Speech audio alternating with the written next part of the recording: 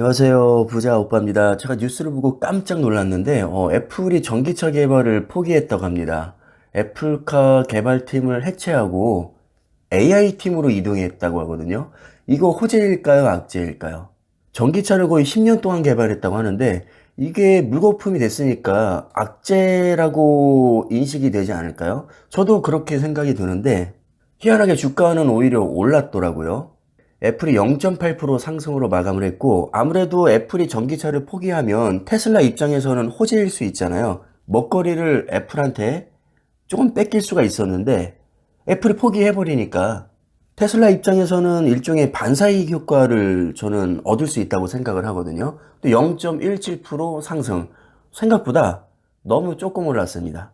만약에 애플이 폭락하고 테슬라가 급등했다면, 자, 우리 투자는 어떻게 되는 거죠? 아무 상관없죠. 우리는 나스닥 100이라는 지수에 투자를 하고 있는데, 이 지수 안에는 애플과 테슬라가 다 들어가 있단 말이죠. 물론 테슬라보다는 애플의 비중이 높지만, 만약에 애플이 폭락하고 테슬라가 급등했어도 뭐 우리에게 그렇게 큰 타격은 없었을 겁니다.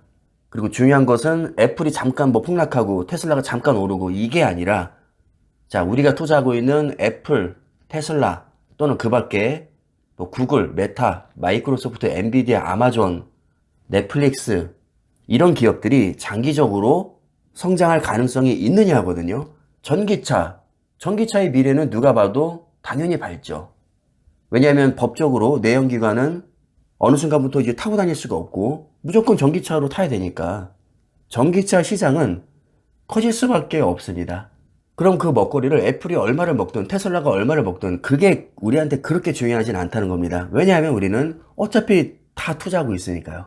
모든 기업들의 합이 중요한 거죠. 전기차 시장 자체 파이가 중요하다는 거죠. 인공지능도 마찬가지입니다. 요즘 너무 핫한데 인공지능에서 요즘 제일 잘 나가는 기업이 엔비디아잖아요. 이미 주가는 많이 올랐습니다. 근데 인공지능과 관련된 기업이 엔비디아 하나만 있는 게 아니거든요. 굉장히 많은 기업이 있습니다. 다른 기업들은 엔비디아보다 상대적으로 덜 올랐죠. 근데 누가 봐도 인공지능의 파이는 앞으로 어마어마하게 커질 겁니다. 자, 그렇다면 엔비디아보다 상대적으로 적게 올랐던 기업들이 앞으로는 뭐 급등할 가능성도 있지 않을까요? 아니면 엔비디아가 앞으로 더 치고 갈 수도 있겠죠. 어찌 됐든 중요한 것은 어떤 기업이 얼마나 오르냐가 아니라 우리는 어차피 통째로 다 투자하고 있으니까 인공지능과 관련된 기업들이 앞으로 얼마나 성장할 것이냐, 성장할 가능성이 얼마나 높으냐, 이게 중요하다는 겁니다. 이건 누가 봐도 크게 성장할 가능성이 거의 100%에 가깝다는 겁니다. 시대의 흐름은 거스를 수 없거든요. 그래서 오늘 제 영상의 취지는 우리가 주식을 하다 보면 거의 매일같이 수많은 호재와 악재가 이렇게 나오거든요. 근데 나스닥이라는 지수에 투자하고 있으면 이런 잔잔바리 이슈에 신경 쓸 필요가 없다는 겁니다. 어찌 됐든 세계 탑 클래스 기업들은 서로 치고받고 하면서 같이 성장할 수밖에 없는 구조이기 때문입니다. 그러니까 당연히 그런 기업들이 모여있는 나스닥이라는 지수는 우상향할 수밖에 없겠죠. 애플이 맛이 갈 수 있습니다. 뭐 극단적으로 망할 수도 있죠. 그럼 그 빈자리는 어떻게 될까요? 결국 어떤 기업이 채울 수밖에 없다는 겁니다. 무조건. 그 기업이 어떤 기업이 될지 모르겠지만 당연히 그 기업도 나스닥에 편입이 되겠죠. 아니면 이미 편입이 되어 있는 기업이거나. 요즘 가장 핫한 AI 반도체만 해도 지금은 엔비디아가 다 해먹고 있지만 빅테크 기업들이 지금 벼르고 있거든요. 자기네들이 직접 그냥 설계하겠다는 겁니다. 만약에 빅테크 기업들이 혁신적인 반도체를 만들어낸다면 엔비디아가 휘청할 수도 있겠죠. 뭐 그럴 가능성이 아예 없는 건 아닙니다. 그럼 우리는 누구 편을 들어야 되죠? 아무나 이겨도 됩니다. 왜냐하면 어차피 우리는 엔비디아, 애플, 마이크로소프트, 구글, 아마존, 테슬라 같은 난다긴다는 기업들에 골고루 투자하고 있기 때문입니다. 빅테크 진영이 이기면 엔비디아는 살짝 맛이 가겠지만 그래도 총 합은 커질 거고요. 반대로 빅테크 기업이 실패하고 엔비디아가 계속 독주 체제를 이어나간다고 해도 엔비디아는 나스닥과 필라델피아 반도체에 중복으로 들어가 있기 때문에 우리 입장에서는 아쉬울 게 전혀 없다는 겁니다. 그냥 뭐 문어발다리로 다 걸쳐놨으니까요. 아무나 그냥 이겨도 됩니다. 중요한 건 뭐죠? 그래서 인공지능이 앞으로 계속 발전할 거야? 야, 그래서 전기차가 앞으로 계속 발전해? 그래서 로봇이 앞으로 계속 발전해? 파이가 점점 커져? 누가 이길지는 중요하지 않아. 그냥 전체 파이가 커지는 게 중요해. 왜? 나는 통째로 투자했으니까.